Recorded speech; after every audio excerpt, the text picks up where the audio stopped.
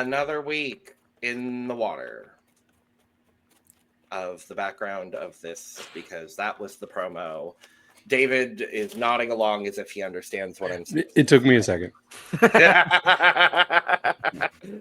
Hello. Welcome to The Cup, the Currently Unnamed Podcast, where we put the real and the tea in reality. And you can always come to us first to quench your thirst. I'm Logan Murphy. Say something gay.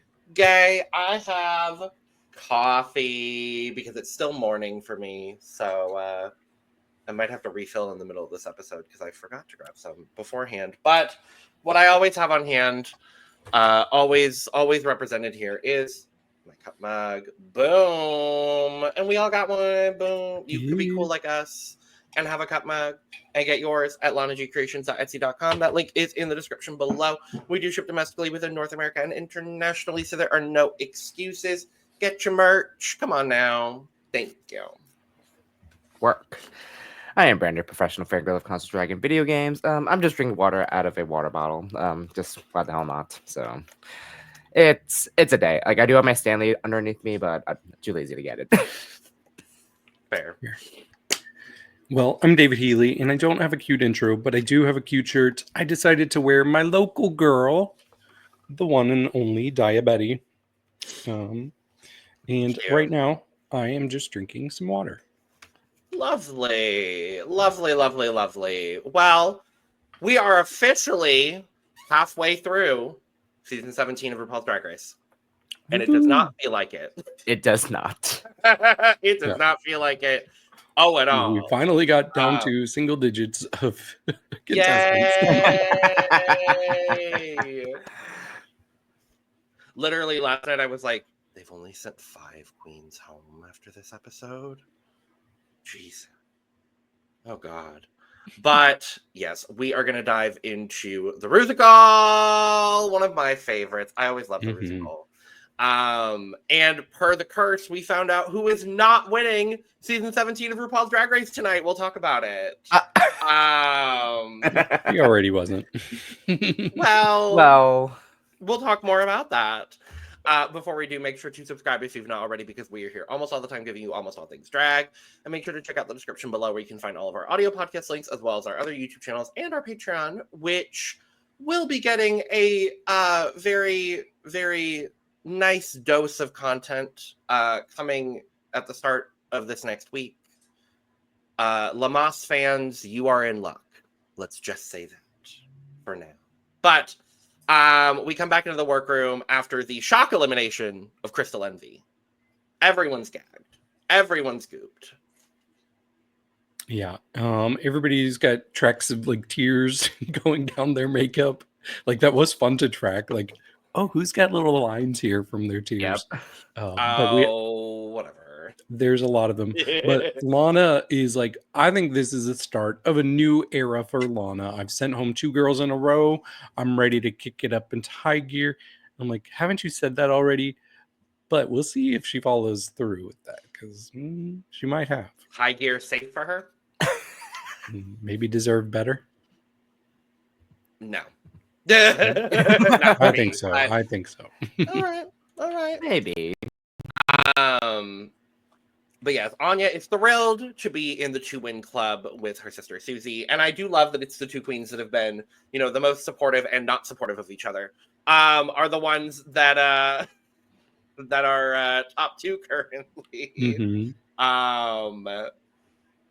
And Miss Susie, speaking of, is still disappointed that she did not win the Rusical or the Snatch Game, and I'm like, girl, the delusion. Delusion. She said she's not disappointed in her performance, but she's disappointed in the reaction from her sisters. And I will say, like, going back and rewatching some clips, because I'm like, am I crazy? Going back and rewatching some of the clips, like I'm double, tripling, quadrupling down. That was not a good Audrey. That was not a good Ellen Cream. No, you did not deserve to be in the top. No, it was a very safe performance. It was a very good performance. You did a good job, and you should not have been in the bottom. And that is exactly where she was. Safe, good, not in the bottom. But yes, so we go into the workroom the next day. Immediately, Lydia and Corey are getting a little bit more comfortable with each other and more comfortable in front of everybody else. And Anya dubs Corey the Twink Goblin. She ate Crystal, even though she didn't send Crystal home, so I didn't get that necessarily. Yeah, I didn't get that either. I was like, okay, girl, whatever, girl, go off, I guess. But yeah, Corey is the Twink Goblin. And we'll talk more about their relationship in this episode because it becomes very relevant to the challenge, I guess. But we do find out that our maxi challenge is the Wicked Wiz of Oz, the Rusical. Yay! Yay! What's everybody's background with the Wizard of Oz with Wicked? I have seen all three. Mm-hmm. I have also seen all three. Yeah, I mean, I've seen them all. Like Wizard of Oz was always like one of my absolute favorite movies as a kid. And then when I was like still a kid, I discovered The Wiz, and I'm like, this is incredible. So those two have always been something very important for me. Wicked, not as much. I saw it live a few years ago, and I'm like, wow, this is really good. It's just not been like part of my culture for 20 years, like a lot of people. Makes sense. Mm-hmm. Yeah, I was excited for this. And I've seen Wicked, the musical, several times on Broadway. 4 times off Broadway. Okay. Mostly local productions, and then an off Broadway performance when I was in New York, which was great. I don't remember exactly who was in it, but lovely. But I still haven't seen Wicked the movie yet. Oh, that's good. Seen part the one. more recent one? The Ariana Grande Cynthia Erivo. Yes. I just haven't seen it yet. It's on my list of things to see. I just haven't gotten around to it yet, but I've heard it's great. So I'm like, okay, I'm in no big rush to see it, but I will see it eventually before part 2 comes out. Yeah. As for me, so I've watched with The Wizard of Oz like when I was really young. So I need to rewatch it at some point because it's been a minute. So my first edition of watching The Wiz was actually the live version in 2016. Oh. On TV. Oh, okay. Work. So it was interesting. I'll say that. Because I know like their iteration of the original The Wiz was much like more on par with that. And then as for Wicked, I've only seen the more recent movie, obviously. Haven't had the chance to see the musical itself because every time I try to get tickets, it's always expensive as hell. So, but hey, but I'm very familiar with Wicked because obviously I've listened to the soundtrack multiple times. So, so yeah, we go into picking roles, and for once there is drama, and I love drama when picking roles for anything really. The first set of drama we get is regarding Acacia, Susie, and then for a split second, Sam, over the role of Kansas Dorothy. Obviously, she is like the lead, I guess, because she's the original Dorothy. So it makes sense there. Lexi very quickly is like, Sam, remember, the judges wanted you to step out of your comfort zone, get a little bit looser, let loose a little bit. I don't have the soundbite up, but let loose, if you will.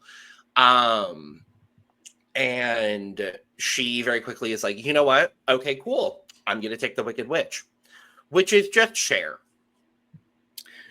Yeah, and at first I was like, why is Cher the Wicked Witch? I did not even put together the reason that we'll find out why, but I was like, that's so random. But I do think it was good. It also just feels like, oh, let's just put Cher in, because why not? Rue's gonna laugh. It's Cher, sure. Yeah. I do think it was good advice from Lexi, and I'm glad Sam like immediately listened to it, because it's true. Like that would have been way too safe for her and way too in tune with what we've already seen. I'm actually surprised that like this was such a role that everybody was clamoring for. It wasn't like it had more singing parts. Like she was there on the stage the whole time, but it was not like that much bigger than any. Well, they all were for the most part. They were all what? they were all on stage for the most part, because the way, it goes back to the way that they kind of framed this. Mhm. They framed the combination of these Right. three as through the lens of a chorus line, which I think is so smart. This is one of, for me personally, I think this is one of the best written Rusicals in a very long time.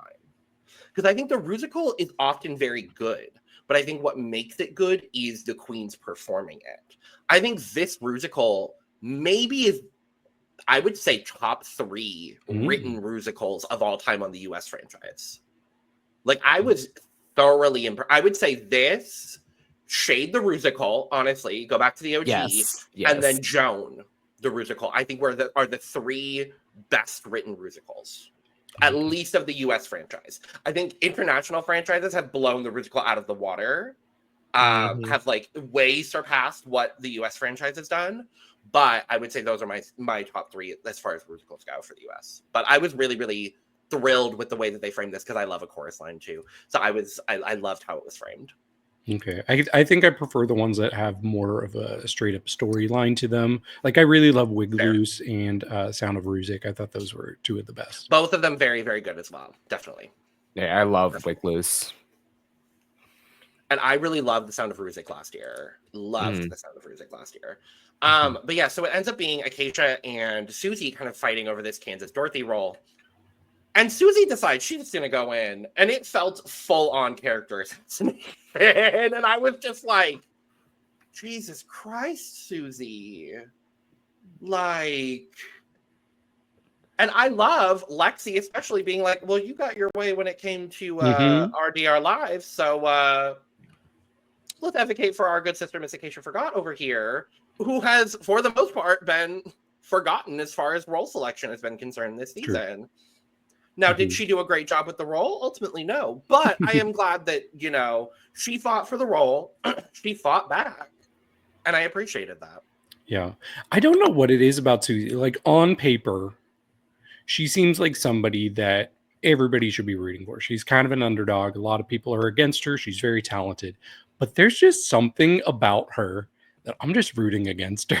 Like, in this moment, I'm like, I hope she doesn't get what she wants. Yes. I just am not connecting with her the way that a lot of people are. And she's kind of feeling like a weird version of a villain to me. I don't know how to articulate it, but she seems like a villain that is just appearing more innocent than she really is. So I don't know. I was rooting strong against her. I was like, I don't want her to get her way, which might have worked out for her better. Right. And I don't necessarily see her as a villain necessarily. I see her as having a big dose of drag delusion. That's where I see her personally.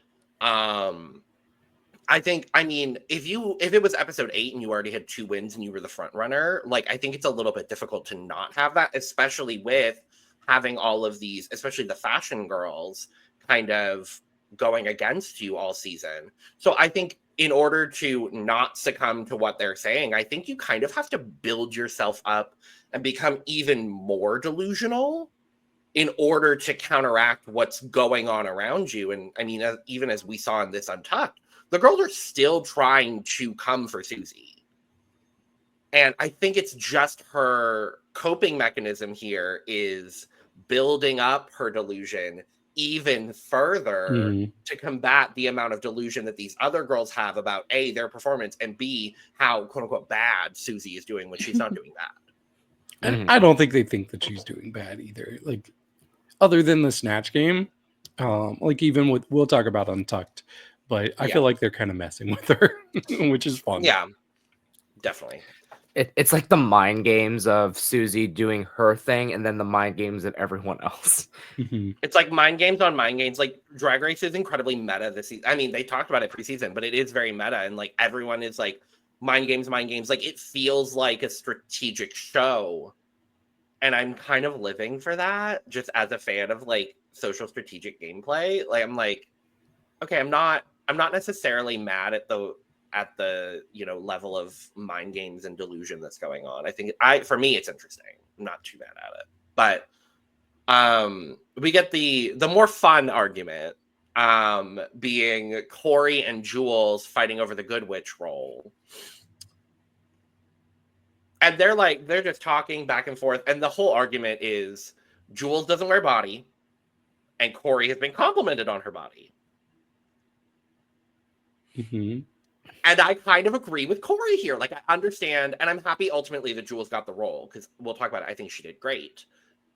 But I would have loved to see Corey play this petite, delicate character as the big-ass drag queen that she is. Like, I think that would have, and I think that's why she went for the role, was because there was going to be so much contrast between the character and the way that she would have played it. Now, I don't know. Would she have done better in the Rusical? I don't know.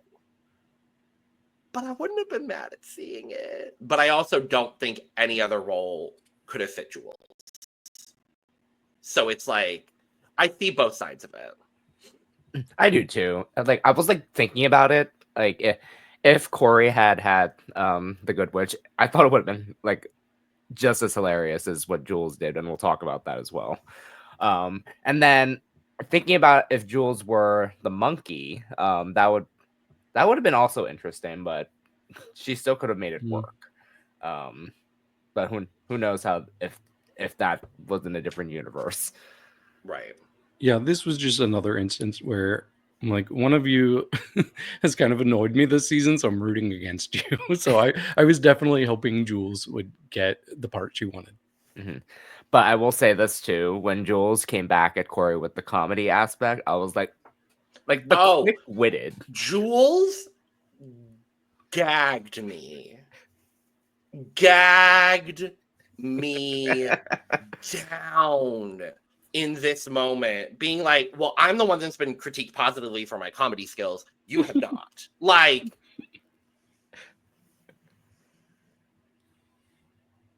girl, eat her up, Piggy. She offered paper, rock, scissors, right? Jules? Yeah. But Corey didn't want to do it. So instead they voted. Not the voting. The voting, and then the only person that voted for Corey was Susie. Well, but yeah, so once we have our roles, we go into recording with Michelle Visage, Gabe Lopez.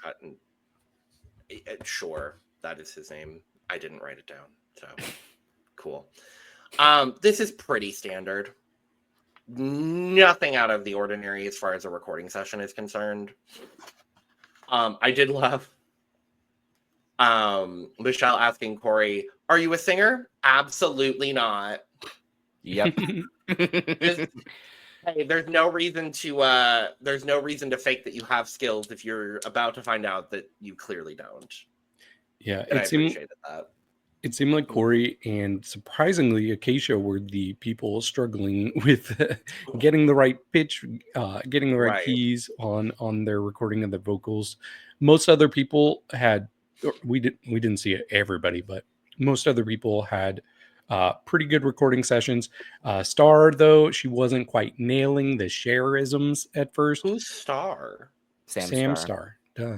Oh, I put down Star in my note. I did. Oh.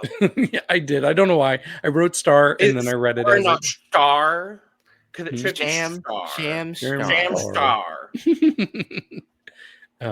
But Michelle gave her some good advice and told her to stay away from making it sound like Elvis, which it kind of was. But I think the highlight of the recording session was between two people. It was Susie, who immediately nailed the vocals. I'm like, okay, this is a good sign for you. And then right after her was Anya, and Michelle lost her mind for Anya. And I think this was just setting up that rivalry that's kind of looming there. Who's going to get the third win first between those two? And I don't know about you all, but I'm like, okay, yeah, definitely one of these people are getting that win. One of those two people is going to get a third win this episode. Nope. I think it's going to be Lexi. I think Lexi's going to come out of the blue and win 2 challenges late in the season and pass them both. Or I was hoping for someone else to finally win. Well, right. We go to choreography with Jamal Sims. Oh, permanent judge on Global All Stars. Jamal Sims. Good to see you.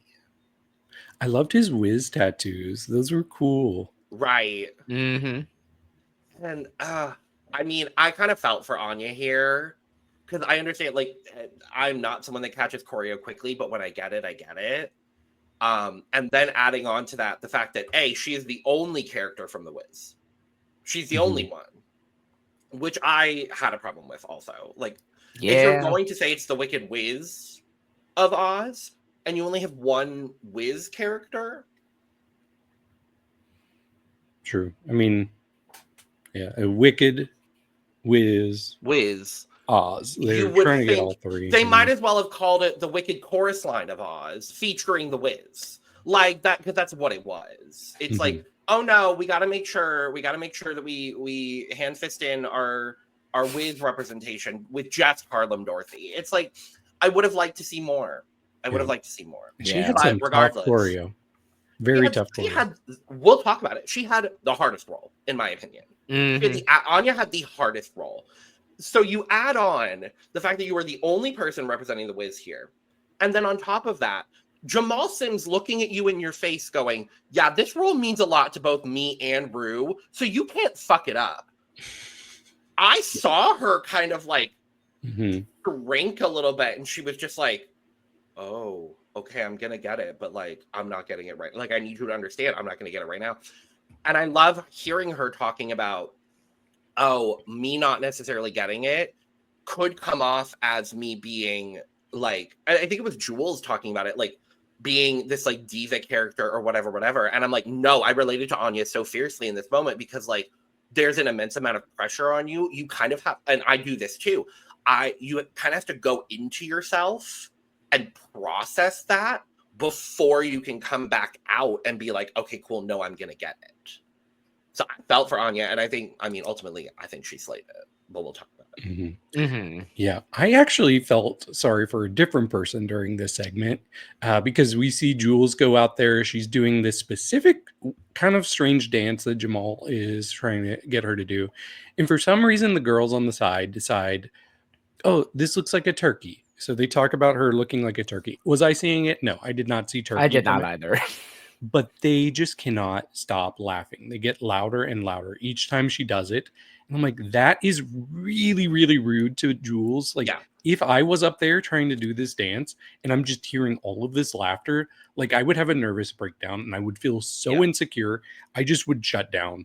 So the fact that she was able to keep dancing through that, I'm very proud of her, but that was really kind of messed up of the other girls. And I get to some degree, maybe they couldn't control the laughter, but just leave. Step up and leave.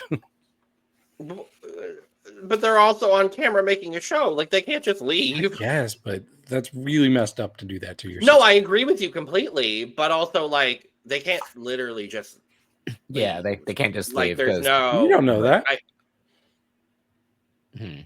Okay. I mean, they probably could have, like, stepped off, but... It's quite possible they couldn't leave. It's also quite possible they could have. So we don't know. But we go to the next day in the workroom, and there's a lot of workroom shit this episode. I was like, damn, we are in the workroom getting ready for the Rusical for like 10, 15 minutes. Damn, okay. Lots of conversations. Yeah, we start with Lana, just commentary from Lana, which I like when we get like just commentary from Lana. She's like, I don't know if Corey and Lydia are going to work super well together because obviously they have their little like romance situation. But are they going to work well together in the challenge? Are they going to complement each other? Are they going to, is that going to work? And as we found out, it kind of did not ish. We'll talk about it. Susie is feeling her oats in this green makeup. Like, I'm sorry. I understand she wanted Kansas Dorothy, and I get it, and I understand it completely. This role was written for her. Yeah, that's much better. This role was written for her. And I'm glad she ended up just being okay with the role.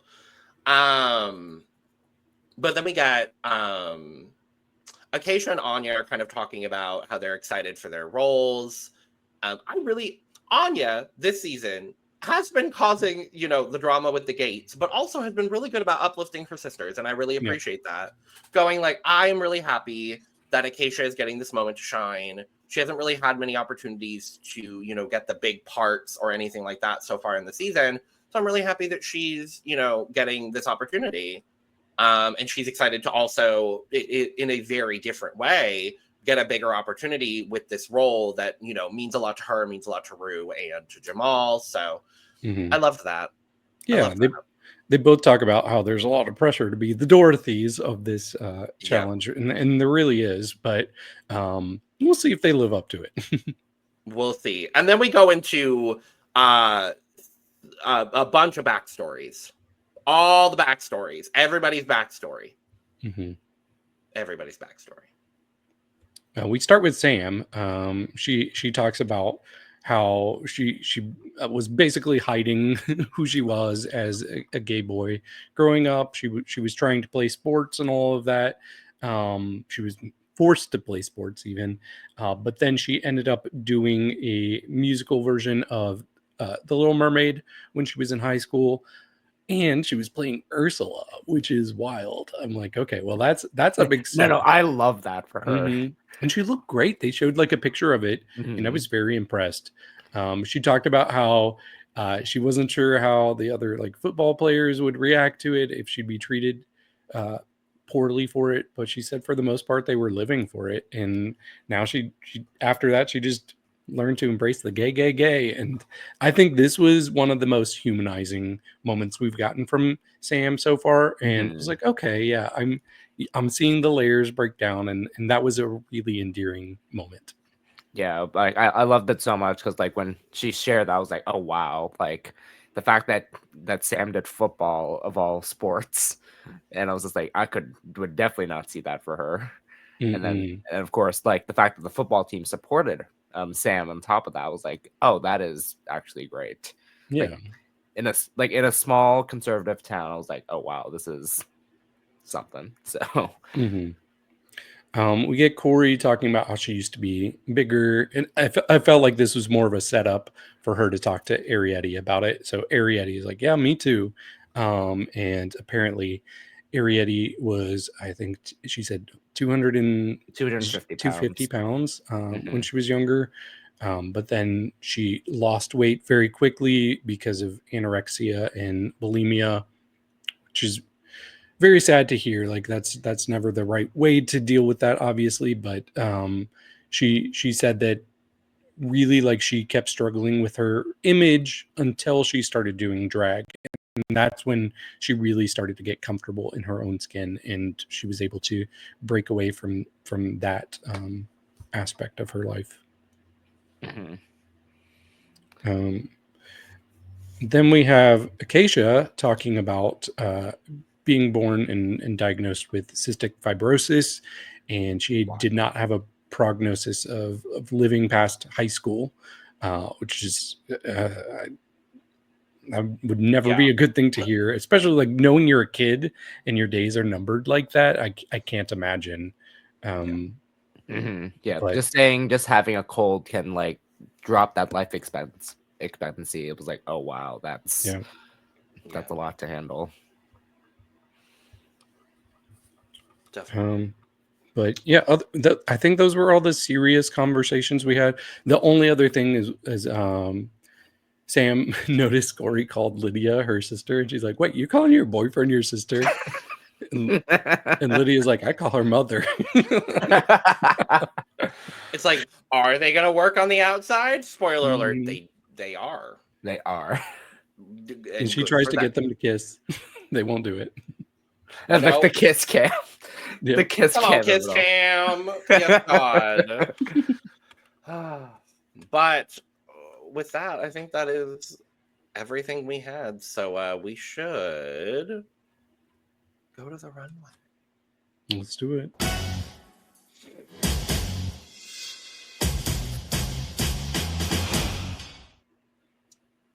With my favorite thing RuPaul has worn this season so far. Yes. It's a lovely RuPaul gown with a lovely RuPaul hair, and she looks like RuPaul, and I was happy to see it. Yeah, it's not bad. It's kind of matronly, but I don't mind it. I'm not too mad at that, though. I mean, she is getting up there in age, so you know, I'm not mad at matronly RuPaul. Michelle looking like Michelle. Mm-hmm. I like this dress though. I was like, ooh. It's cute. It's cute. It's cute. It's cute. Jamal Sims as our permanent judge. Thank you. We love the rotation in 5 different permanent judges. Which Is is he? wild. 5 permanent judges. I thought he was just here because of the Rusical. Well, I think so, but he's slotting into the yeah. permanent judge slot, so because then it would be Carson, Ross, Maddie, Law, and Jamal. Yep. I'm not too mad at that. Yeah, I'm not mad at it either. I'm not too mad at that. And our guest judge, Adam Lambert. Yes. Yay. Back again. How many times has he been a guest judge? If you include Down Under, 3. Yeah, Okay. 3. Mm-hmm. So he was on season 6, Down Under 3, and then season 17. Mm-hmm. Okay. So yeah, he's a good guest judge. he's a great guest judge. I really every time he's been on, I really appreciate him. And he looks great. He really does. As always. Yep. He's aging I remember voting for Adam Lambert on American Idol. So I'm very happy that he has had continued success in his career. Yep. I voted for him once he was in the final 3, I think. But before that, I had other favorites. Wow. Yeah, my favorites got, I think, 4th. Well, mind you, I feel bad for Chris Allen because like he did win, but Adam Lambert's kind of upstaged. So well, I have a whole issue with the way Chris won. Like Chris, yeah, I'm aware. Chris was very worthy of his win. I didn't like when Danny Goki got eliminated at 3rd place, and his church was like, "We have to vote. We cannot vote for the gay guy to win. We have to.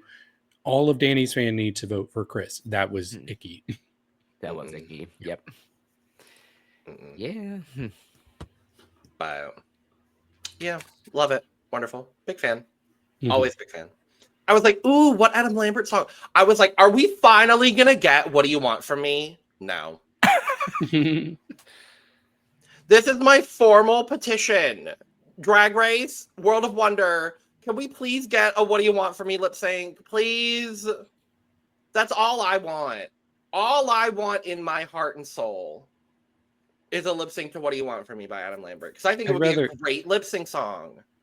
I'm here for your entertainment. I think that'd be fun. For your entertainment, a great other option. Mm-hmm. But What Do You Want From Me? Mm-hmm. Come on now, Drag Race. Thank you. Both of those. Thank you. All right. We've got the Wicked Wiz of Oz, the Rusical. In the style of a chorus line, done kind of haphazardly, but hey, it worked. So we had Susie as the Green Witch, Jules as the Good Witch, Lana, Arietti, and Lexi as the trio of Tin Man, Scarecrow, and Lioness. Sam as Cher as the Wicked Witch. Corey and Lydia as the Flying Monkeys. Anya as Harlem Dorothy, and then Acacia as Kansas Dorothy. I did make my ranking prior to this video, so I have David. Mm-hmm. Why don't we start where we started with Miss Suzanne Elizabeth Toot herself? Yeah. So first of all, let me get this out of the way. I think you two might have some pretty strong disagreements with me in this episode, and we're starting off with one of them probably. I think Susie did well. I had really high expectations from her, and I don't think she quite matched what I was expecting from her. I thought she looked cute, sounded good. Some of the dancing felt a little lethargic. It was really like she really was nailing the tap dancing. I liked that a lot. I just wanted her to lean more into the over-the-top theatrical like I wanted to get kind of Rachel Berry from this, and I didn't get that kind of energy. It was a little bit more restrained than I was expecting, but she did very well. I would have had her safe, but on the lower end of safe, honestly. I had her at number 7. Oh, Yep. wow. What? Yep, but I do have a pretty clear top 7. Like, I think 7 people did really well. I think 8 people did well. And I think a couple people struggled slightly. Interesting. Yep. Okay. Okay.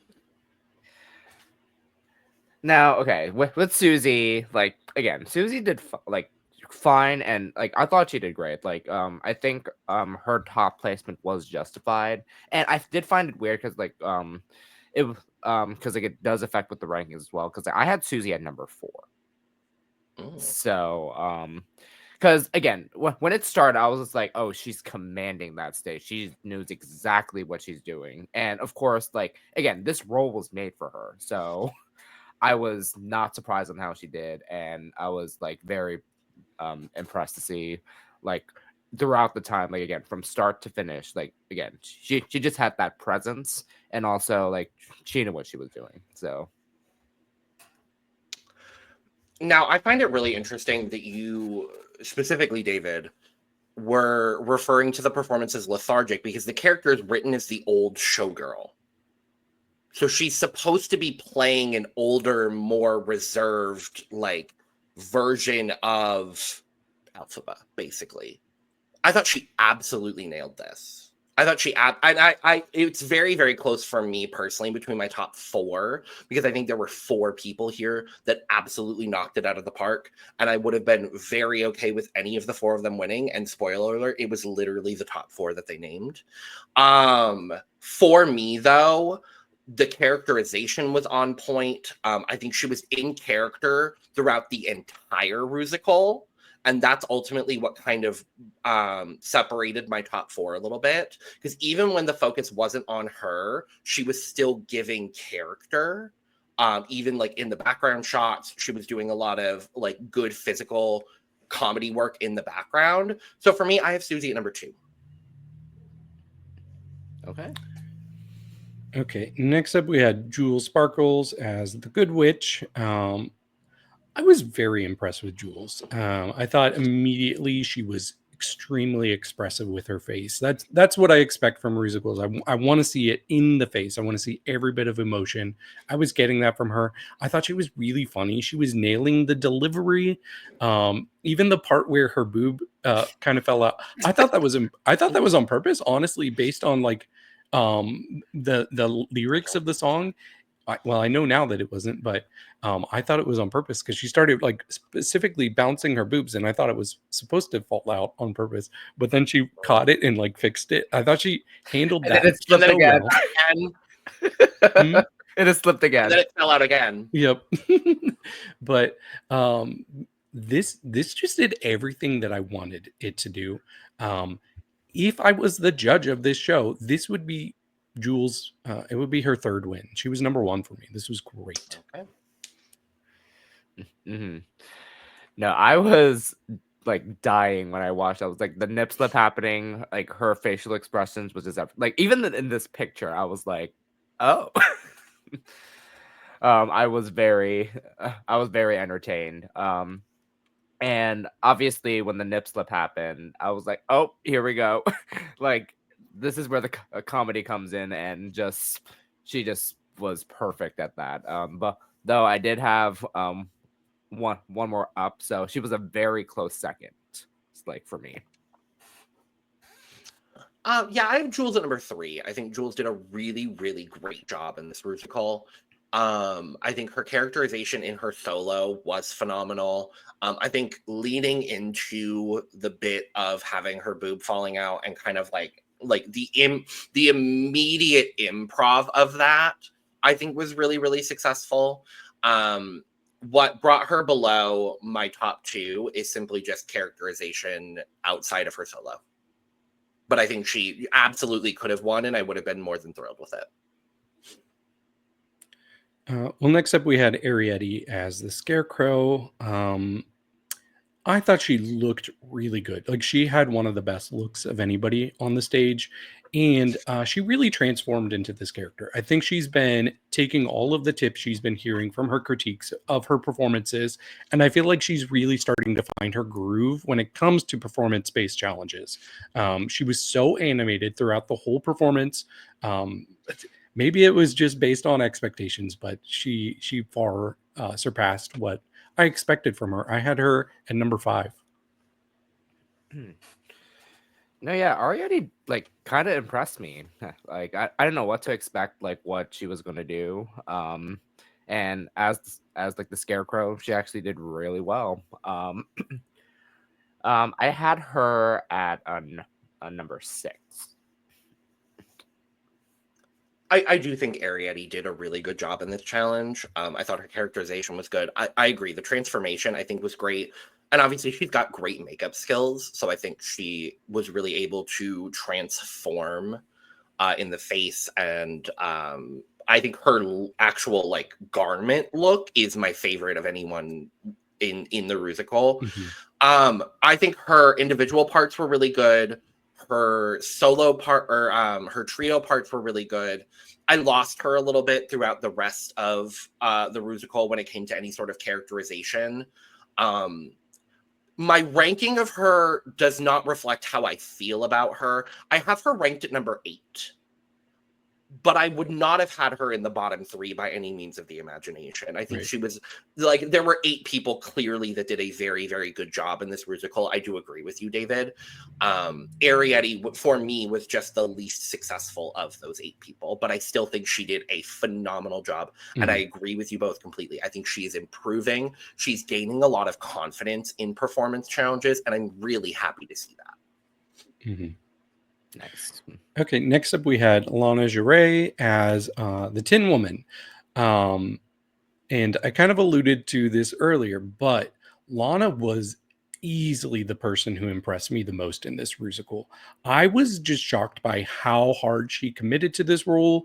Her facial expressions were at 10 the whole time. She just nailed the delivery completely. I was just honestly just blown away by how well she did in this role. Like she did it. I think this is her first really, really strong week of the competition. I think she should have been up there getting judgment because she was in my top 3. She was number 3 for the week.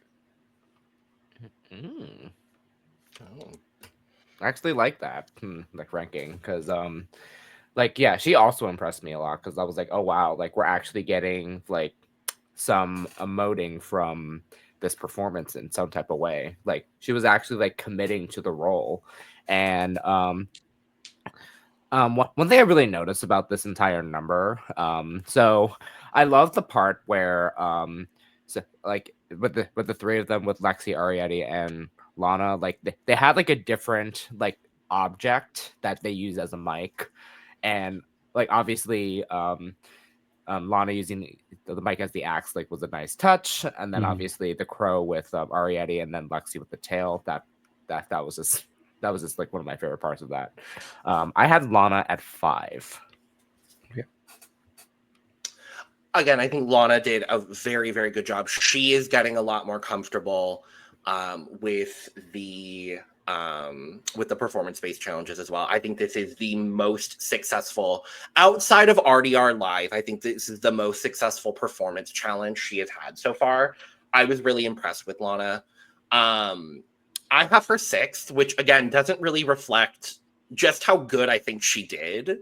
Her and Ariadne in the duo moments before Lexi comes in with her solo, I think were also really, really good.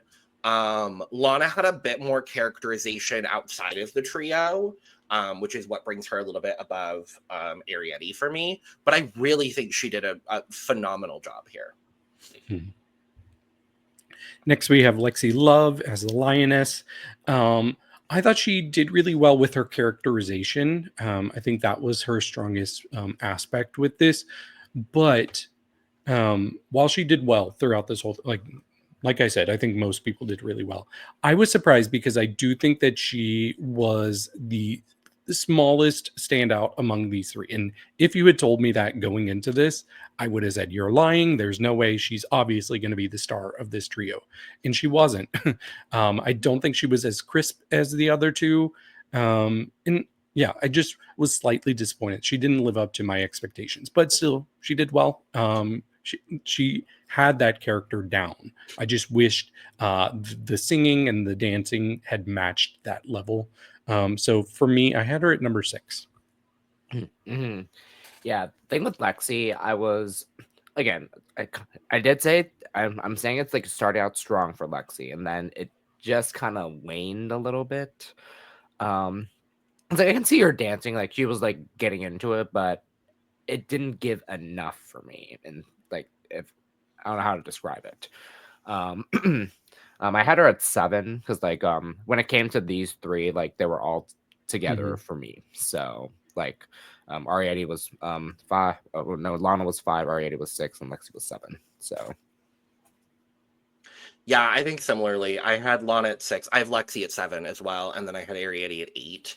I think for me, I think Lexi brought the most characterization of the three, but there was a bit of a drop of choreo. But I think what she did really well is having the characterization both in her solo performance, in the trio, and then also outside of it. If you look at her in the background throughout several shots, she's still very much so in character. And there are some people that didn't necessarily add as much to their background character as I would have liked.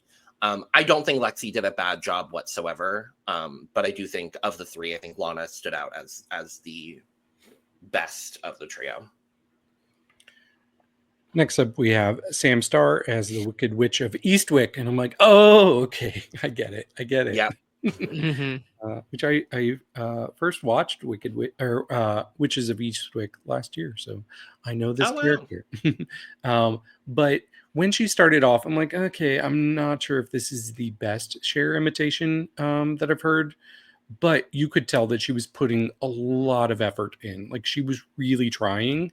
But I thought the dancing was so good. Like she had some of the best dancing as it went along. I liked what she was doing more and more. I was impressed. At first I was like, she's going to be on the lower end, but she ended up being on the higher end. For me, I did have her at number 4. Sam was my favorite. Okay. Yeah, right when she came out, I was very like, oh, I am getting into this real fast. Her facial expression, the characterization, the choreo is what impressed me the most, because like you can tell like how hard she was like getting the choreo down, and it was to a T. And I was very impressed. And again, the Cher-isms of it all is like what kind of got me as well. And she just impressed me a lot. So Sam was number 1. All right. Like I said, my top 4 was very, very close. I have Sam at number 4. I think she did do a phenomenal job with this character. The choreo was great. The makeup is what threw me off. Fair. It's not reading Cher for me. Yeah. So I was taken a little bit out of the fantasy. I don't think it's a bad Cher makeup by any means of the imagination, but it's missing a little bit of crispness, and it doesn't have as much dimension to the makeup as I would have liked. We've seen Cher makeup done several times very, very well on Drag Race. So I was a little disappointed by the actual physical transformation. But the performance itself was really, really strong. I'm not mad she won. By any means of the imagination. I just had 3 other people that I thought should have won over her. Fair. Well, next up we had the Flying Monkeys. The first one was Lydia B. Collins. I thought she did well. The problem is I think that there were so many other people who did really well. So like while like the best way I could compare it is like I feel like there were adult theater performances, and then I got really good like high school theater performance from Lydia. So I just wanted her to up it a notch, and I think part of the problem was the role. I think these were not 2 roles that anybody should have wanted. So for me, she was good, but she was number 8 for me overall. Mm-hmm. Lydia was also 8 for me. I hate that I had to like put her a little lower because she like as like the first monkey, she did okay. If like I do understand why she was called safe when she was. So I was just like, okay. But something what I wished is like when it came to both monkey roles, like that, like Jamal said that they need to be try to be in sync, and they kind of weren't. Like but I did think that Lydia had better rhythm when it came to like some of the choreo compared to Corey. So yeah, that's like part of my reasoning. And see, I think Lydia actually kind of knocked this role out of the park. I think she did the best with this role that she could.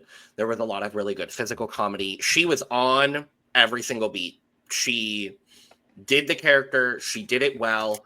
She had characterization outside of their duo moment, and I really appreciated that. I have Lydia at number 5, actually. I think she did really, really successfully. And next we have Corey as the other flying monkey. I get why she didn't want this role in hindsight. This was like the most background role, but even with as little as this required compared to all the other characters, I don't think she lived up to what the expectations were. I think some of the dancing was a little rough. I'm surprised that she didn't get critiqued specifically for the dancing. It just felt a little too background, and she wasn't matching Lydia's energy. So for that reason, I had her at number 9. Mm-hmm. Yeah, because I can tell, because like even with part of the judges' critiques, where you can tell that like Corey was, because again Corey is tall compared to Lydia, so there was like Corey was trying her best to try to get on kind of like Lydia's level to like be around the same. And like I remember seeing like that one frame where you can tell that like Lydia was like hunched down, and then Corey was like trying to get down there, and that didn't work as well. So I think she wanted to be able to see over her too. That's why she was standing a little more up. Which honestly, like when I think about that like if that were called for that, it would have been great. But unfortunately, I don't think it was called for that. But hey, Corey did the best that she could do with this role. Again, because she had the more like call out chant roles, which she could have like and even with the music recording, like you can tell like there was no way that she was able to like get that chant out like as best as she can. And with that, I wish like she could have been more a little animated in the Rusical itself. Yeah, she was also number 9 for me. You know, I praised the Rusical earlier for the writing, and I think this is the least written character. Like these two roles were not balanced. I absolutely understand why she did not want this role at all. She did the best she could with what she was given. She was number 9 for sure. Yeah, I almost wonder if they had this like Only they weren't had sure one role. Yeah, like depending on how the levers went. I think so. It seems like it. It definitely seems like it. Like it seems like, oh, and that's what I don't like about the twist then even is like, then you have roles that are underwritten like this that, you know, because this almost feels like, and it very well could have been a trio. And I think maybe as a trio, it would have done a little bit better. But as a duo, I just don't think, with the way that the roles were so mismatched and so like dominantly on like Lydia's part, Corey didn't have any opportunity to shine. And in a Rusical where 8 people did really well,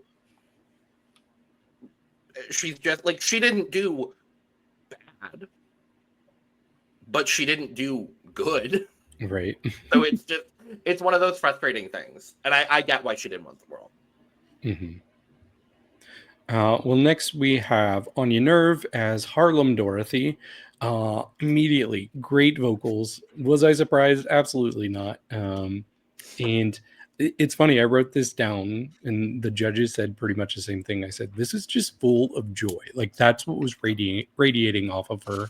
I'm so impressed with her dancing. She actually managed to really nail it in the night, and the fact that they use her rehearsal struggles against her in the critiques is wild. Why? Who cares? Who cares if it's rough during rehearsal? If she nails it in the night, in the moment, then that's all you should go off of. And she did nail it. I just think she's born to do things like this. Like she is a star. She is theatrical. She could be on Broadway easily. She was very, very close to my number one. Jules edged her out, but she was number 2 for me. Mm-hmm. No, yeah, like I agree with your comment. Like she just brought so much joy. Like again, she nailed the choreography because I believe they had the entire day to rehearse. Oops. Sorry. Yeah, you're fine. I believe she had like the full day to rehearse this. Like maybe, I don't know. Mm-hmm. So like of course trying to nail that choreo down, and I was like very pleased to see like how that core, because like again, what I love most about her performance is like her vocality. Because like during the recording session, like she just like sang down, and I was like so happy. And again, nailing that choreo, like obviously, like she said she couldn't pick it up at first, but obviously as time went on, like she nailed it just at the right time. Like Jamal Sims said, like she got it at the 100th time at the right time. So she was number 3. Jamal Sims done fucked up Anya Nerve's chance at a 3rd win. And I'm pissed about it. You know, joy, check. Choreo, check. Vocal, check. Character, check. Everything, check. She was clearly, for me, the best in this Rusical. Fair. And then last we have, in case you forgot, as Kansas Dorothy. I felt like her performance of it was a bit muted compared to everybody else. Like it was so like inward, and I get that that's probably she was trying to be really like thoughtful and like introspective, but it just didn't read as like for the stage as I wanted it to. The vocals turned out good based on, I don't know if she ended up having a better recording or they touched them up enough to fix it, but that wasn't really a problem. It just kind of felt a little bit lazy compared to everybody else. And I just wanted like bigger expressions, bigger movements. Like for me, she was the worst of the night. Like she still was not bad, but I just don't think that she matched the energy level of anybody else. Mm-hmm. Yeah, like that was the main thing about this performance. It was just the energy, because obviously, like yes, it's a ballad, like it's less energy, but we could have gotten like energy from like the emoting, the movements, and yes, in the recording session, like you can tell like she was struggling a bit to like get up a little. However, like the final product, like it sounded fine, so I wasn't mad at that. Mm-hmm. But she could have done more with it. And yeah, unfortunately, she was number 10 as well. Yeah, I also have her last, unfortunately. I don't think she did a bad job by any means of the imagination, but it's like you fought for the role to then just like underplay the character. Like I like, clearly, as we know from the judging, there was a lot going on the day, so I understand that. I just wish that she had taken this moment to camp it up, like Adam Lambert said. Like I just wish there was this moment to kind of take everything and, you know, add some whimsy and like even improv it. Like it doesn't need to be the choreo necessarily. If you're selling it and giving a good performance, just do it. And it just felt like she was at like 60% for this performance, and I needed it at like 110. Mm-hmm. Don't do Dorothy on Drag Race. You go home when you do Dorothy on Drag Race. Unless don't you're do Dorothy on Drag Race. Unless you're Harlem Dorothy. Unless you're Harlem Dorothy. Yeah. Don't do Kansas Dorothy on Drag Race. Yeah, Don't do it. Even if you dress as Kansas Dorothy, you might You go home. home. If you dress as Kansas Dorothy, you don't win. Right, Gigi. Like, don't do it. But it didn't go over the rainbow. I do have our average rankings. It's actually pretty cut and dry. We do have one tie, but number 10 was Acacia. Number 9, Corey. Number 8, Lydia. Number 7, Lexi. Number 6, Arietti. Number 5, Lana. And then we do have the same top 4 as the show. Number 4 was Susie. Number 3, Sam. And our tie is for number 1 between Anya and Jules. Oh, wow. And I wouldn't have been mad at that being the outcome of the episode. And what's interesting is, like, this is the second week in a row that I've had them as my top 2. Yeah. And I've decided this episode, they are my top 2. Jules has snuck her way up there. Anya's my number 1, but Jules is on her heels at number 2. Like, I would love to see them in the finale together. Cool. Okay. Love it. Love it. Love it, love it, love it. Not much goes on in the judging other than Acacia talking about how it's the 1-year anniversary of last seeing her grandmother before she passed. And her grandmother was one of the people that really got her into music. So obviously it was a rough day, a rough circumstance just to land like a big, huge performance like this on this kind of day where you're in your head, you're not really thinking clearly. So I really did feel for her as far as this was concerned.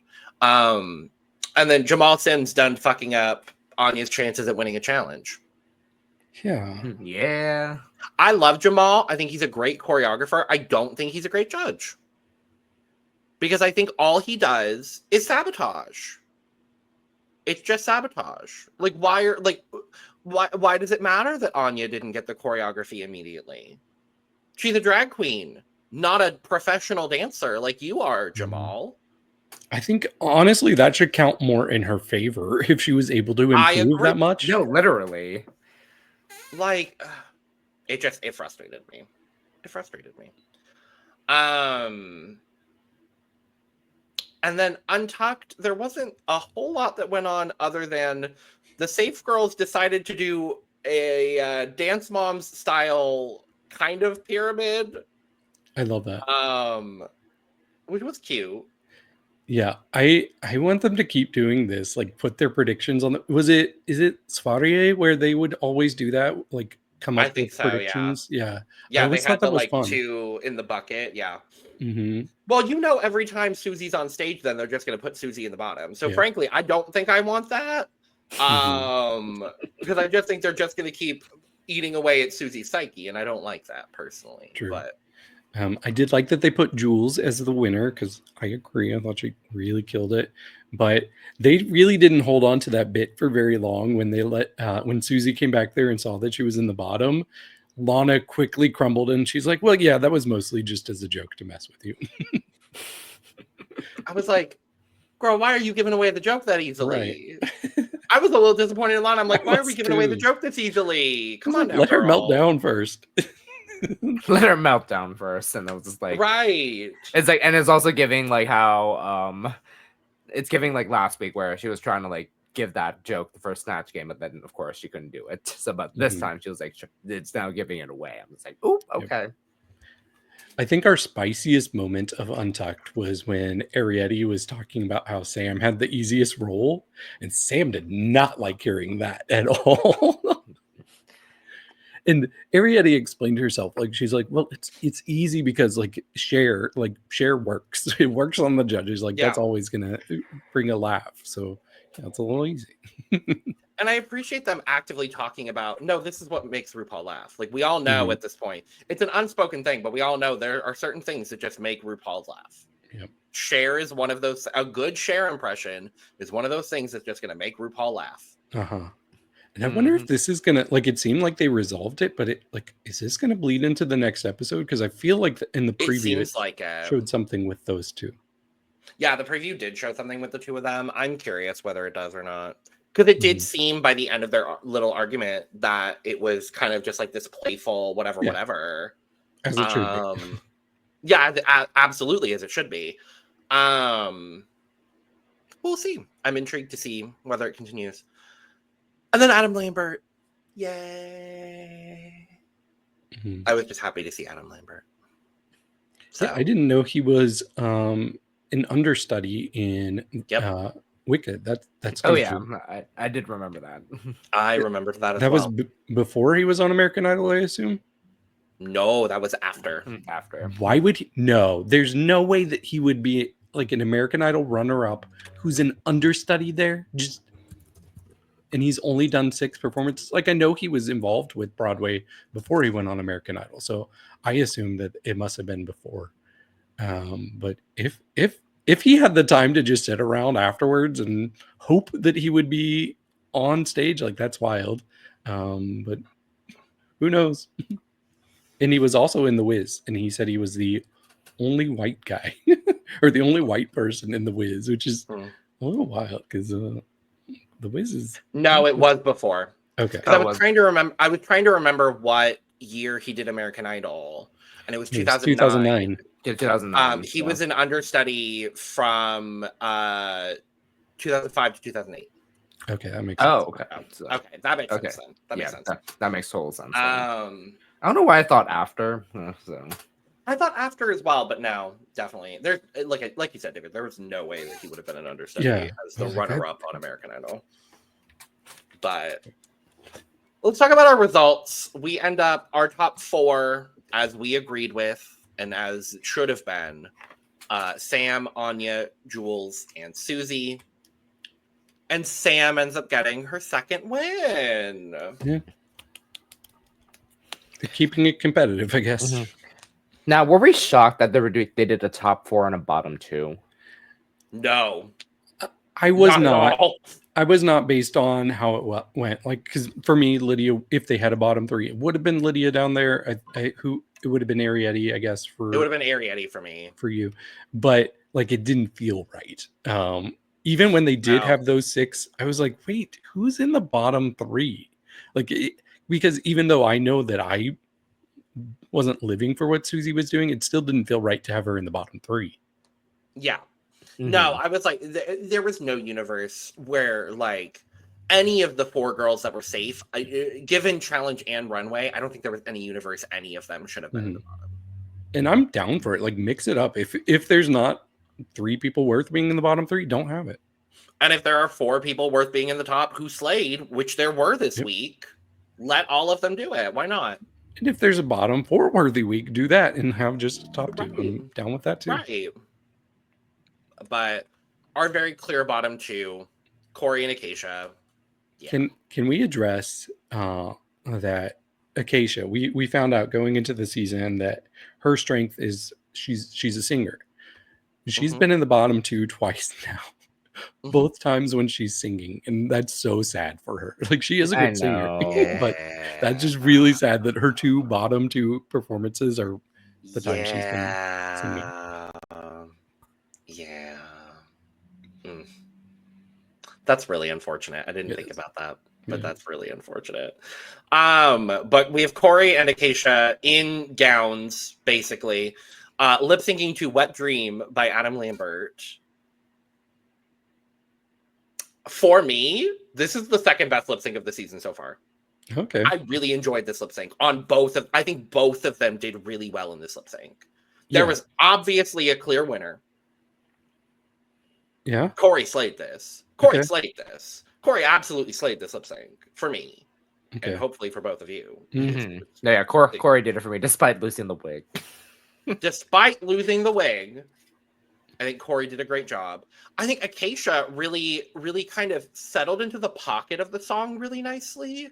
She had a nice, like, sexual movement with the way that she was, especially in, like, the first verse and the chorus. I think she was doing really, really well. I think she lost it towards the end of the song, but I do think overall, I think she did a good job, but I think Corey won for sure.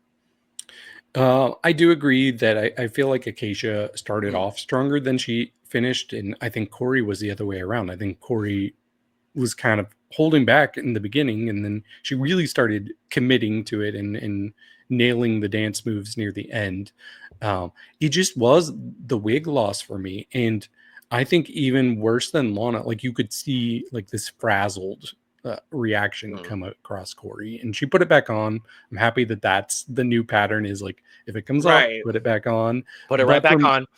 For me, that was enough for like, if I said Lana lost when she lost her wig, I'm saying the same thing for Corey. I think Acacia did well enough still that she very slightly edged out Corey, just keeping that in mind. But apparently losing your wig is the new winning. Apparently. I just don't think I liked Acacia's performance. I don't think, especially with her losing steam towards the end of the performance, like I loved when she took the top wig off. I cannot wait to talk about it look over here, because oh my god, I loved it. But when she took off the top wig and then the top wig was a parasol, I lived. Like there were so many subtly iconic moments in this. And like Corey with the kick into the split was great. Like I think other than Alter Ego, this is the best lip sync so far this season, honestly. Like, and the lip syncs have been lacking this season. Yeah. Everything about this season has been slaying, except for the lip syncs. Yes. Oh yeah. Like Alter Ego, great lip sync. I would say Woman's World, a good lip sync. Boogie Wonderland on a whole, if we're averaging both performances, a good lip sync. On a butthole. Hands to Myself last week, a good lip sync. This was a great lip sync. Okay. I was really happy with this lip sync overall. Yeah, I don't know if I was feeling it as much, but it was still good. Yeah. Well, we lose Acacia. We really thought she was going to make it far. I wanted to see her make it, I really at this point wanted to see her make top 7, top 8, but no, she went out on the anniversary of the last time she saw her grandmother, which feels fitting given grandmothers and Drag Race. Don't go on Drag Race if you've lost a grandmother between the months of like May and July. You're gonna go home. You're gonna go home. Like just don't do it. Just don't do it. But I'm kind of sad because I really like Acacia. I don't think she had as many, like we heard in this episode, I don't think she had as many opportunities to really show off her talent. And I think she should have gotten praise at certain moments when she didn't. So ultimately, especially RDR Live. Especially RDR Live, I think she really should have gotten some positive critique for that. Right. Yeah. She should be proud of herself for making this far, because like it was clear the show wasn't featuring her, and they, like I've been saying it, I felt like they were just waiting for her to give her any opportunity to cut her, and I guess it finally came. I don't think she had the storyline compared to a lot of the other people in this cast, so I think they were just kind of like, okay, it's your time, girl. Yeah, it's unfortunate because like I was really looking forward to see Acacia do a bit more and especially kind of redeem herself in a way for this week, but it was unfortunately her time. But I am sad that she is now eliminated. Yeah, definitely. Love you, Acacia. Good for you, gal. Woo. And with that, I am hanging on with a Sam Star and a dream. Oh no! Thank God she won this week, because otherwise I would be flopping in this draft. Yeah. Like Brandon. Yeah. Well, I'm already out. We can't do too much on Brandon. He's already out. Should I just start with top 7 from now? Yes, because you're 7. Right. And there's really not much of a change this week. So I'm at 7th with 40 points. Sugar is 6th with 49.5 points. Logan is 5th with 52.5 points. The only change here is Lana moves from 4th to being tied for 3rd with River at 60 points. Kamori in 2nd place, 72 points. And Brooke is still leading with 80.5 points. Period. Okay. Period. Well, Look I'm at it very as well. excited for. Oh, I'm sorry. very excited for next week because it's the Betsy Johnson Design Challenge. Yeah. I love Betsy Johnson. I love her dearly. I literally have Betsy Johnson bed sheets. I don't have them currently on, but actually this pillow is Betsy Johnson. It's her line of bedwear, I guess. I don't know. Regardless, I love Betsy Johnson. I'm excited for her. Mhm. Very excited for Betsy Johnson. I love her. So should we pencil Sam and Arietti into the top for next week? Probably. And I would put I'll put Jules not up there. Corey in the top. Mhm. Not Corey. Yeah, not Corey. I'm rooting for Anya to be in there. I could see it being Anya. I could see it being Lexi. And I would like to see Miss Lexi Love get another top placement. I need it. I need it from her because this was the first episode where I'm like, is Lexi what I thought she was? Because she just has not quite been living up to my expectations. Like I thought she was going to come kill this season, and it just hasn't been happening, sadly. So But a lot of people have been killing this season, so True. it's like at this point, I think there's a clear top 5, and I'm kind of just waiting for everybody else to go home. Yeah, yeah, that's fair. Oh no. Like these girls are great. This season is giving. Love this season. If the top 5 is not Sam, Anya, Jules, Susie, and Lexi, I would be fundamentally surprised. Yeah, I mean, don't worry about Arietti. I just think they are the most well-rounded. Mm-hmm. And I worry for Arietti when it comes back around to a comedy challenge or an acting challenge. Yeah. I think in performance challenges, she's gotten a lot stronger, and I'm excited for that. I mean, we also know I know what the challenge is in 2 weeks. So, for Arietti. But yeah, I have no qualms, no worries about Miss Arietti next week whatsoever. She's gonna make it through perfectly fine. And with that, that's what we're going to leave off for today. So thank you for joining us for this recap for RuPaul's Drag Race Season 17, Episode 8. We'll be talking about the runways over on Look Over Here. Some parasols, lots of parasols, 10 of them to be exact. So make sure to go check out that episode as well. Let us know all your thoughts on this episode down in the comments below. Thank you for joining.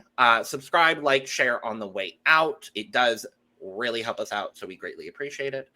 And check out the description below where you can find all of our audio podcast links, as well as our other YouTube channels, our Patreon, our social media, and where you can get your merch, including but not limited to cup, mug. And with all that being said, we are going to go ahead and get out of here. So cheers. Cheers.